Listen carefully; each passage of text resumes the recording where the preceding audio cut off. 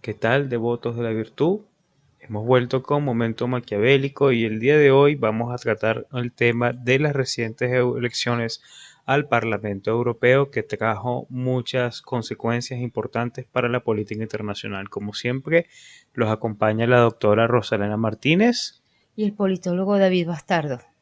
Así que vamos a empezar a hablar. ¿Qué tienes que decir, estimada doctora, sobre los resultados de las elecciones al Parlamento Europeo? Bueno, en primer lugar, que hay que resaltar que estas elecciones que se celebraron en el mes de junio representan un porcentaje adicional de más del 1% de participación de todos los ciudadanos europeos que fueron llamados a votar para escoger el Parlamento de la Unión con respecto a las anteriores elecciones que se celebraron en el año 2019. En aquel entonces votó un poco más del 50% de los electores convocados y en esta oportunidad el porcentaje de electores que participó superó el 51%. Creo que es importante tomar en cuenta las tendencias de los partidos que hacen mayoría ahora en el Parlamento Europeo, sobre todo porque el Parlamento Europeo es efectivamente un parlamento, tiene funciones legislativas, funciones de control político sobre los órganos importantes de dirección ejecutiva de la Unión Europea y en el marco de ese control político digamos, vinculado con la actividad legislativa, se produce lo que se ha denominado el derecho primario, que son normativas, reglamentos, eh, decretos, directivas que tienen carácter vinculante para los países que integran los miembros en la Unión Europea. Es decir, ese derecho primario que emerge del Parlamento Europeo, a veces en conjunto con la Comisión, a veces solo, debe ser cumplido por los parlamentos internos de los países que lo integran. Entonces, no, su importancia como órgano burocrático es bastante trascendente para la región. Muy bien dicho, estimada doctora. Yo observo también otra cosa, que estas elecciones es como una suerte de, no solo las primeras elecciones parlamentarias desde que se dio el Brexit, que es la salida del Reino Unido de la Unión Europea en 2016, sino que también es como una suerte de plebiscito, podría decirlo, del gobierno de Ursula von der Leyen, que es la comisionada europea, que llegó justamente allí por razones de la estructura del poder interno de la Unión Europea, no por una consulta por una consulta democrática. Y eso es un aspecto muy importante porque aquí efectivamente se posicionó el grupo de presión que ella dirige, que es el Partido Popular Europeo, pero con una base y con una legitimidad de origen menor a la que tenía cuando fue puesta allí por las estructuras salientes a través de los mecanismos de lobby. También, por supuesto, observamos lo que es la dinámica entre el grupo de identidad europea que lidera, creo que lidera Giorgia Meloni o Ujú, lidera Marine Le Pen. ujú. Y el otro grupo, precisamente, que tiende más hacia un euroescepticismo suave. Ninguno de los dos se posicionó en cuanto a las plataformas mayoritarias, pero son actores importantes en esta dinámica. ¿Qué puedes decir respecto a eso? Sí, estas nuevas tendencias, digamos, hacia los partidos de derecha que tienen mayores escaños en el marco del Parlamento Europeo, resulta interesante con respecto al tema de las agendas, como los grandes temas, como bien tú lo señalaste, que estas elecciones permearon la realidad interna de muchos partidos. Bueno, vemos la disolución de la Asamblea Nacional en Francia, el adelanto de las elecciones parlamentarias. Hubo un país también donde el primer ministro tuvo que renunciar porque su, su partido pues tuvo unos resultados desastrosos. Ciertamente la manera como ahora con esta redefinición de intereses por parte de lo que sería la agenda del Parlamento, porque ya teniendo mayoría otros partidos con otras tendencias, pues serían bajo esa perspectiva, bajo esas tendencias que se tendrían que abordar los grandes temas que ya ha trabajado, que ya conforman, pues, como lo dije, la agenda del Parlamento Europeo, pero ahora con un debate, digamos, más claro y con una orientación diferente. Resulta bastante interesante, sobre todo temas como la migración, que la falta, la ausencia de unas políticas coherentes por parte de los estados de la Unión ha tenido un peso importante en lo que han sido los resultados de esas elecciones. El tema también de que tiene que ver con los impuestos, la regulación de la inteligencia artificial, de todo lo que tiene que ver con los derechos digitales de los ciudadanos. eh, y bueno, el tema impositivo, los grandes temas de agenda que tienen, por supuesto, una visión muy diferente dependiendo de la perspectiva en la que se aborde, pues constituirá, constituirá un tema de gran interés para los próximos tiempos. Muy bien. Tal como ha podido verse también el elemento mediático, creo que ha jugado un papel determinante a la hora de cómo influye tanto cómo influyó a los votantes como también la percepción de la distribución de los escaños y las expectativas en cuanto a los próximos años de la gestión del Parlamento. Por todas partes se alertó sobre el auge de las organizaciones de corte autoritario que tienden hacia el etnonacionalismo. Podemos observar que de hecho, por ejemplo, Identidad y Democracia la dirige un político danés, Anders Wittisen, que pero está precisamente en la línea de los radicales de Rassemblement National en Francia, dirigidos por Le Pen, y partidos que están dedicados más bien a cubrir los nichos menores de la agenda, los nichos periféricos, como el caso de los verdes o partidos liberales que tienden más hacia una visión institucionalista y holística del sistema, como el de renovación de Europa. Y también otro que es también es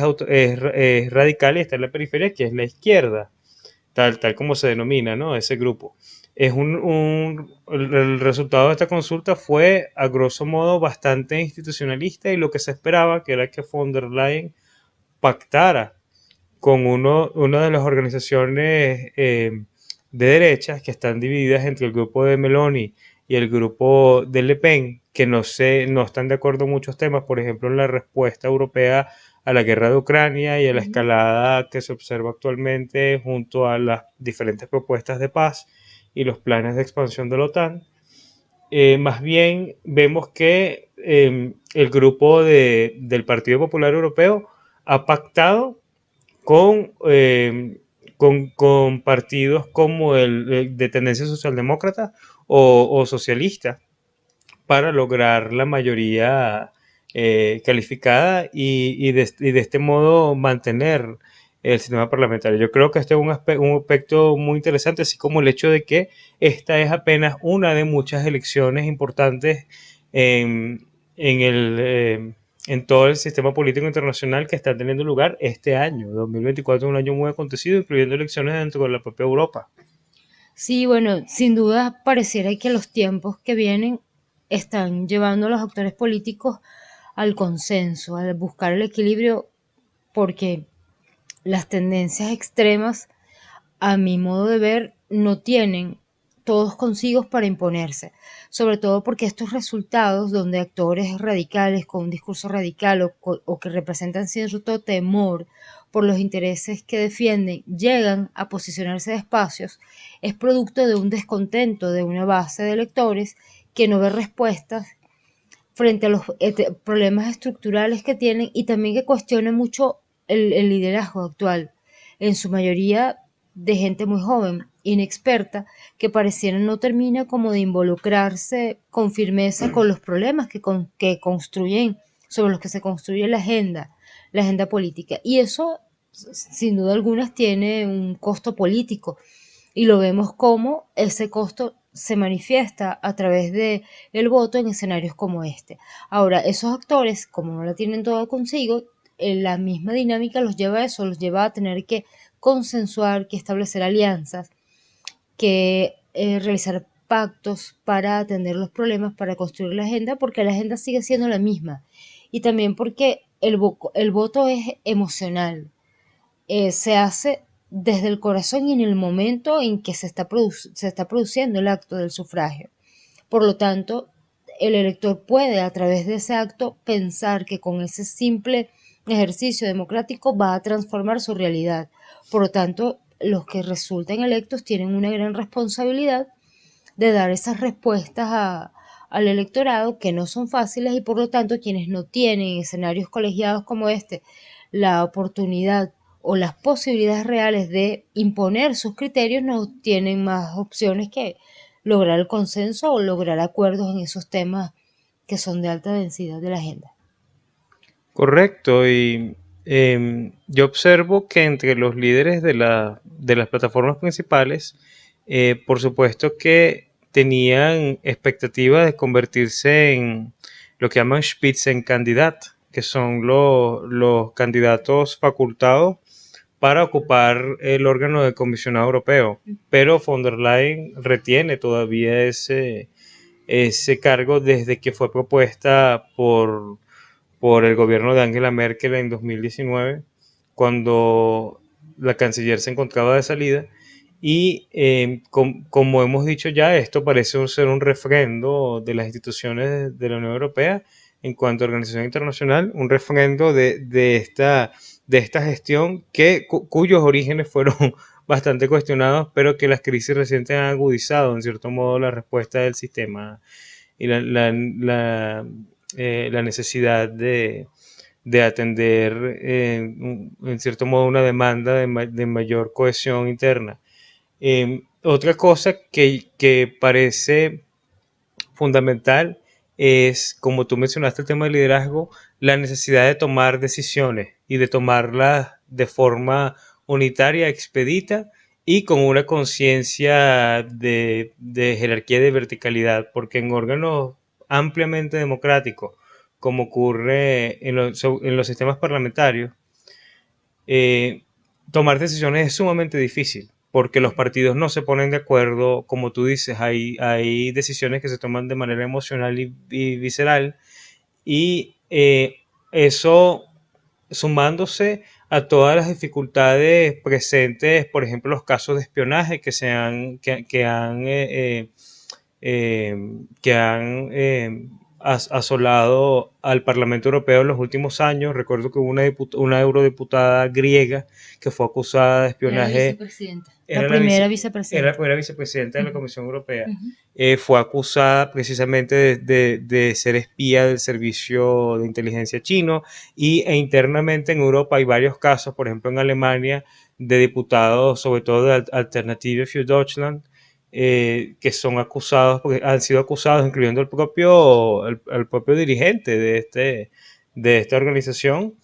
de ser caballos de Troya de los intereses rusos y chinos en un momento sumamente polarizado, no solo de la política interna en Europa, sino de la política internacional. Eh, Así que esto revela, yo pienso, una tendencia cada vez más pronunciada hacia no solo los antagonismos, sino también a las decisiones más cerradas. Anuncia lo que podría ser una concentración del poder que no tiene nada de raro, sucede a una crisis general porque las crisis son las que propician, las que precipitan ese tipo de respuesta de los sistemas políticos. Sí, bueno, el caso de la comisión, eh, dentro de sus funciones, es un órgano muy importante porque le hace propuestas legislativas al Parlamento y se encarga de supervisar la ejecución del presupuesto. Entonces, tal vez allí el, el, la repetición o el mantenimiento de la comisionada sirva para poder establecer una especie de equilibrio, porque cualquier análisis nos lleva a pensar y a sostener que necesariamente se tienen que poner de acuerdo sobre lo que tú decías, tomar las decisiones que son sobre los temas de alta densidad que además los afectan ya de manera estructural. Los grandes temas sobre los que se construye la agenda y sobre los que se debe debatir y debe legislar el Parlamento son los temas clásicos que tienen que ver con el cambio climático, con la migración, con el tema impositivo, con la inteligencia artificial, el desarrollo de las tecnologías, etcétera. Y también es un momento bien interesante para ver si todo ese liderazgo que por lo menos se presentó de manera discursiva a través de las redes y a través de los medios durante la campaña y que logró llegar, obtener escaños dentro del Parlamento, siguen con ese mismo ímpetu y con aquel mismo discurso y aquellas ganas y esa voluntad de trabajar ahora que ya van a estar dentro de un órgano colegiado tan importante y además tan grande, donde 27 países están representados, donde hay temas medulares de una gran sensibilidad para todas las naciones y que lo que allí se decida, no solamente a nivel legislativo, que es de obligatorio cumplimiento porque tienen carácter vinculante a esas normas de derecho primario en los países que integran la Unión, sino también políticamente. Lo que allí ocurra va a ser un reflejo, pues, o va a terminar permeando las realidades políticas internas de los países que lo integran. Bueno, muchas gracias, mi doctora. Este ha sido un momento maquiavélico con la doctora Rosalena Martínez. Y el politólogo David Bastardo. Buenas noches. Muchas gracias por escuchar.